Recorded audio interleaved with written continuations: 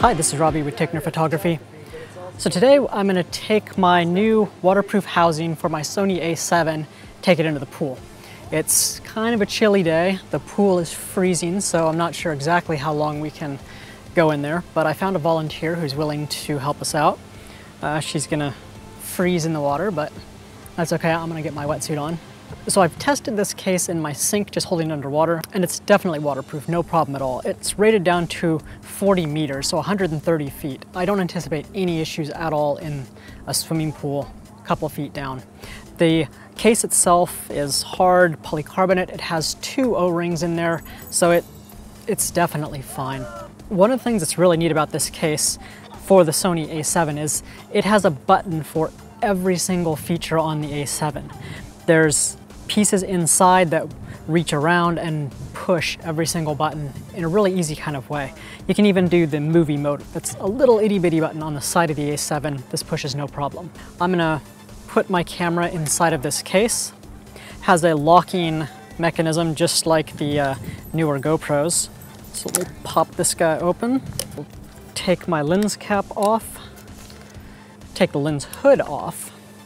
And I'm going to keep this at 28 millimeters, so the widest zoom, although you can change it when it's inside the case.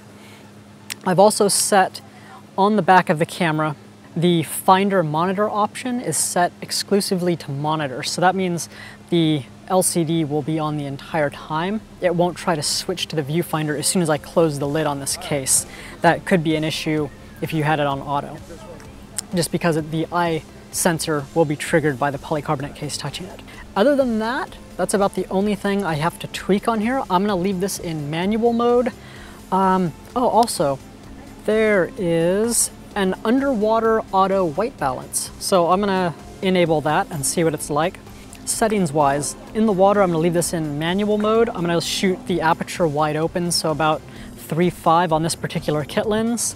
I'm gonna try to shoot around 1/200th of a second, just because I don't really want motion blur at this point. And then I'll adjust the ISO to see what works. So let me get this thing in the case. Slides in there nice and easy. I'm gonna put the silica gel packet in there. Also, let me verify the O-rings are clear of any dust or hair. The O-rings come with a little bit of some type of grease on there to make sure they're extra watertight, and the directions tell you to double check that. This thing is locked in there. Also, when I had it in the sink, I noticed it's positively buoyant, so it definitely floats. If I was doing a shoot for a very long time in the pool, I would probably add weights to the tripod mounts at the bottom. And unfortunately today I don't have a weight belt, so I'm gonna try to get down to the bottom, but we'll see. This thing is like holding a balloon and it might just pull me to the top. So I probably need, on a real shoot, a weight belt and a weighted camera to keep it neutrally buoyant so it doesn't float right to the surface. So I'm gonna go put a wetsuit on, we'll get my model in the pool, and let's see how this actually turns out.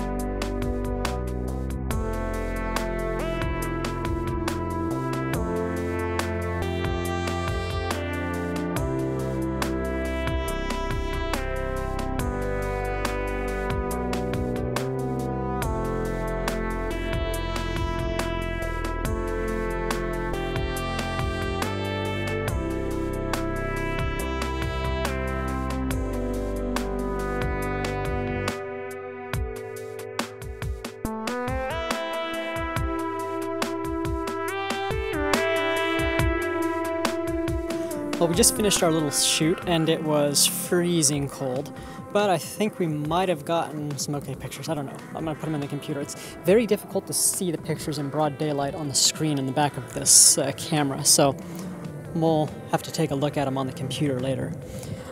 Case worked beautifully. Not a drop of water got inside. It's very buoyant, so I'm definitely gonna have to figure out some type of weighting mechanism to hold this camera down and also to hold my body down, because I'm buoyant also, so I'm gonna need a weight belt if I try this again.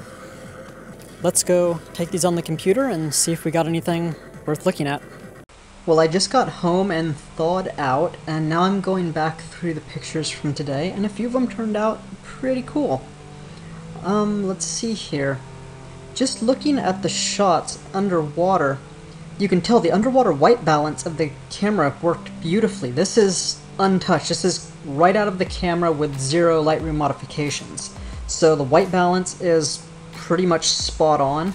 There are a few times when you get deeper that the white balance is not quite as good, but that's to be expected just because there's a lot of stuff going on. You can see how much blue is in this photo, but still, this is right out of the camera with no modifications, so the white balance is doing its job.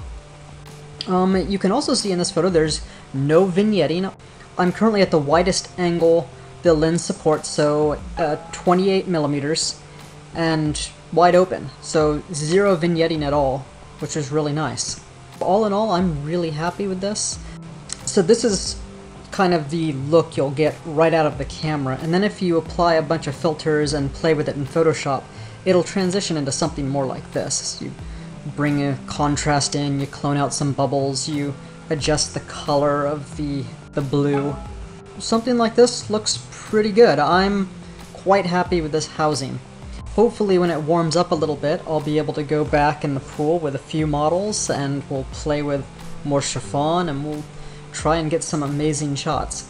I'm also really looking forward to taking this down to the ocean. After using it, I feel very confident about its strength, so taking it into the surf, I'm gonna do that.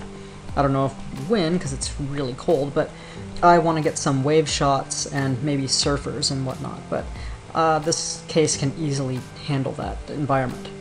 I hope you found this somewhat useful. If you have any questions or comments, please leave them below. Otherwise, like and subscribe.